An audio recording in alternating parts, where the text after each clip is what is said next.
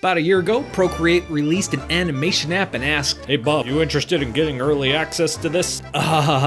Yeah. When they announced it, they showed off all of these amazing animations made by some of the best working artists in the world. I stood in awe as I watched these little animated shorts, and I was immediately inspired. I want to do that! And so I got to work on my very own animated short. Hold it! Can you stop the tape? Sure. Oh, Brad from the past, bless your heart. What I should have immediately realized was that the skill gap between me and say someone like Aaron Blaze isn't a gap. It's a canyon. I mean, sure, I've made goofy little animated YouTube videos like this one before, but come on, what I was seeing here was next level. Still, that didn't stop me. I started banging out a script and started planning. I figured I had a couple months to use Procreate Dreams in beta. I could make an animated short and use that as my basis for the video review I was gonna do of the final app. You didn't make an animated short last year. Shh, hey, you're jumping ahead in the story here. Yeah, we noticed that too. Talked about this. It never came out. I don't remember a short. I think I know where this is going. Yeah, I didn't finish the short. Well, at least not in time for the review. Last year, I did finish it in time for the 1 year and 2 month anniversary of that video. For the review, I ended up animating the first 40 seconds or so of the video in Procreate Dreams, basically the intro for the video. What was it about? It's called A Brief History of Peeing in Outer Space. I finished it. I posted the full short here on this channel just last week. Is this awkward silence a good thing? No. It's not just that animation takes a lot of time. It does. It also takes planning, and while each step in the process may seem like a thing that stands in the way of you and your finished product, the animation's in my head. Why do I need storyboards? That's more work. But having these steps in place will make your life a lot easier when you get, say, halfway through and you are drawing the same background for the 4th time because you didn't plan ahead. I want to talk about how I, one person and someone who is just learning, can tackle a pretty simple animation project and get anything out of it. Because I want to get better, and there's no better way to improve than just by doing it. Okay, good work. That's the end of the intro. So I'm done? No, you actually have to finish this video. Okay, here we go. Let's go over the steps that I followed to get from the idea to the finished animation. Step 1 is the script. This is your story. Having your script first will help every other step. Step 2, record the audio. In my case, it's just a voiceover and editing it all together, adding music and sound effects and that sort of thing. You may need to bring in extra people for voices, things like that. Step 3, storyboards. Sometimes storyboards happen before the audio. For me, it happens after. I'll go more into that later. Step 4, making the artwork. There are multiple parts to this step. Some artists work on backgrounds, some on characters, some work on concepts earlier in the process. I did it all here. Although I did cheat a little, and I started some of the art before I finished the script because that's the fun part for me. Step 5, animating. Taking all the stuff you made and pulling it into your animation program and just doing the thing you came here to do. It is a long journey, but these are the steps. Cool, let's break it down. Don't do that. We have music to use between scenes. You don't need to. The script. This is the part I feel least confident to talk about. You just kind of write it. I don't know what to say because I'm a terrible writer, but the script is the skeleton that the rest of your animation will hang on. I find writing funny scripts really hard. So for my first draft, I will just write the story. No embellishment, no jokes, no fancy stuff, just research and write the story. Get those ideas down. Then, like the script to this video, I went back a few days later and I rewrote it to add in jokes and make it cringe.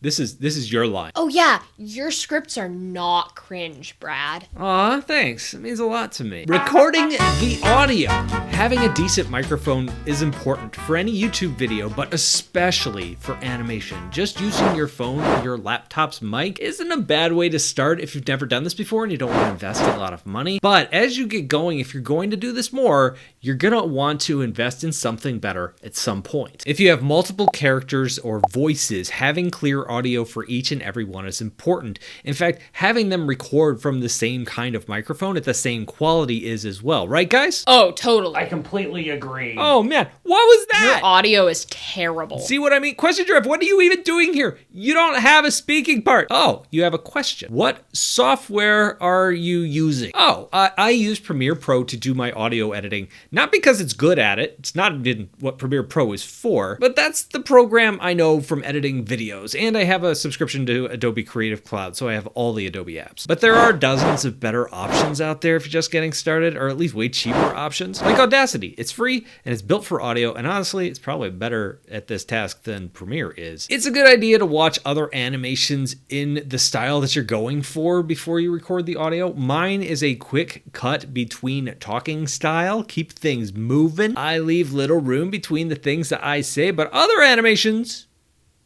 may use more space in between their lines for visual storytelling. I also use a service called Epidemic Sounds to find sound effects that I use in my videos. In the space animation, this was a dramatic improvement over me just doing a voiceover. And in some of my other videos, I bring in other people to be voice actors. Hi, it me. When I stitch all of this together, I end up exporting an audio track to work with. In this case, it was just a normal 4-minute long WAV file. Storyboards! This is where I differ a bit from animation studios. Storyboards are breakdowns of each scene. They break down the animation, kind of like a comic book. Each box is telling part of the story, and this helps you understand the pacing of your film. Storyboards can also be used as an inventory of how much artwork you need to create for your animation. That's why animation teams rely on them so much. It's at this stage where I can look at my panels and say, okay, maybe I draw my background once and I can use it here, here, and here. But I'm gonna have to draw it big because sometimes it'll be zoomed in or I'll be using a different part of that space. I knew the space capsule was going to be used a lot, so I was able to draw it just once and then crop it into the frame in different ways for different shots. I think I reused the Earth image a few times that I kind of cropped to the corner too. And that space background is just one image that I moved around and shifted some color and added some variety to each time. That way I wasn't drawing 20 different space backgrounds. It was one with a little bit of variation. If you're working on a team, the storyboards can also be used to divvy up the work. You will know what backgrounds need to be created and what characters need to be drawn and how. You can also include notes to further explain your vision to the people you're working with. I work alone. It's just me here.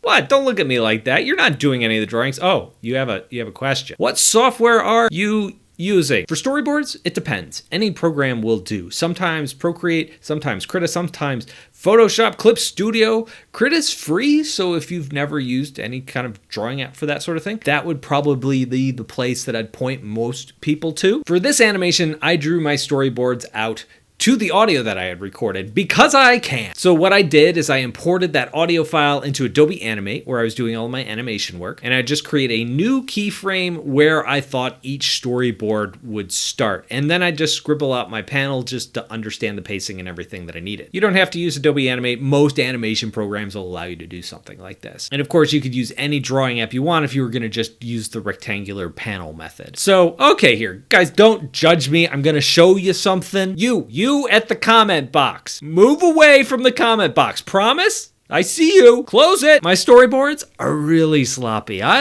You know what? I'm just going to show you. This is what my storyboards looked like. Zero gravity environment. Maybe we send Doc instead.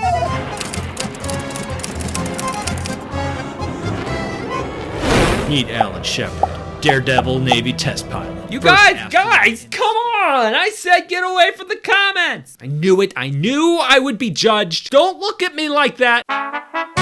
Making artwork. With my storyboards done, I now have an inventory of all the artwork that I need to make this animation, and I can just start cranking. This is the part I love. I'm not gonna go into detail of how to draw here in this video because literally this entire channel is dedicated to just that. Start at video 1 and just start working your way through. And of course, if you wanna go hardcore with your learning to draw stuff with homework assignments and everything like that, there is a discount code on my website for my Learn to Draw in 60 Days course, breadsarschool.com. Another question. What software are you using? There's so many apps that you can make art in. You can do your drawing in your animation app if you want. For example, Procreate Dreams on the iPad is one. I mentioned that at the beginning of the video. I did the intro for the space video completely in that. Adobe Animate's another one I've mentioned. That's on Windows or Mac. Even apps like Clip Studio Paint or Krita have animation features that are also great for drawing. For my artwork, I use the iPad and I use an app called Procreate. Not Procreate Dreams, just Procreate. If you're on Windows or a Mac, I would probably start with something like Krita because it's free, it's a drawing app, but it also has that animation timeline I mentioned before. You may be wondering, hey, you used Procreate Dreams for the beginning, why did you change? It's a really cool app. It does so many neat things, but I found for me, I was fighting with the timeline on the iPad and I just wanted to move back to the desktop where I was more comfortable. So I used basic Procreate on the iPad for my artwork and backgrounds, and then Adobe Animate for all the animate-y parts. I'd export my Procreate files as